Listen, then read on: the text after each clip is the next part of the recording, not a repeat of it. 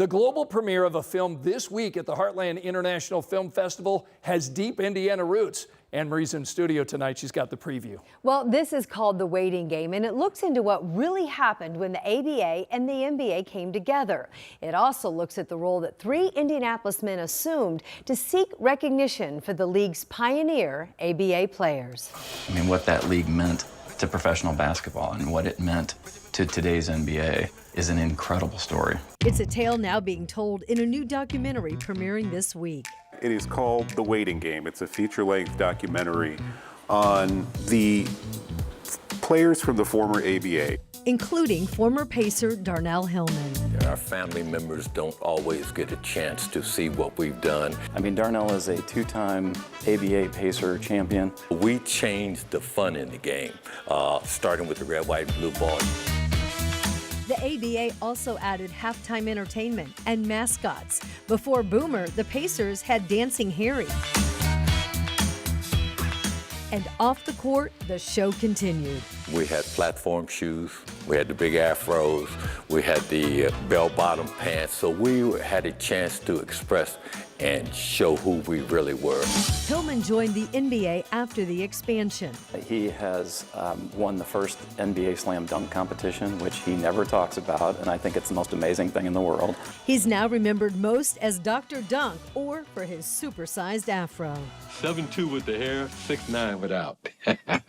Hillman is one of the nearly 140 surviving ABA players who didn't get a pension from the NBA after the league expanded in 1976 to include 4 teams: the Pacers, Spurs, Nets, and Nuggets. Now, many of the ABA players were black, and the expansion accelerated league diversity. In 1967-68, the teams in the NBA had kind of an unspoken rule.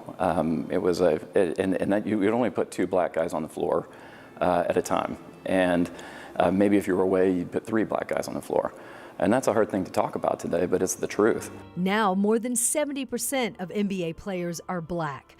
The former ABA players now are in their 70s and 80s.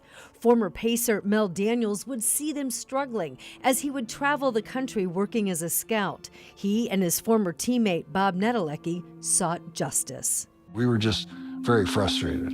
And they spoke out, sharing the players' plight with longtime basketball fan and Indianapolis attorney Scott Tarter. Mel would tell us these just awful stories about ABA players who had been forgotten, players who were struggling medically, financially. And at one point he just told us, you guys got to do something.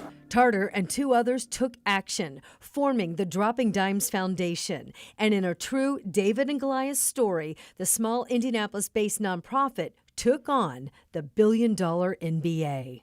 And my soul. Some players, like Sam Smith, died waiting for a result. The negotiations and deals decades later are all detailed in the 90-minute documentary. the important thing, I think, more than money, more than anything, that the fight was about dignity. It's a human dignity, somewhat social justice story wrapped in sports clothing.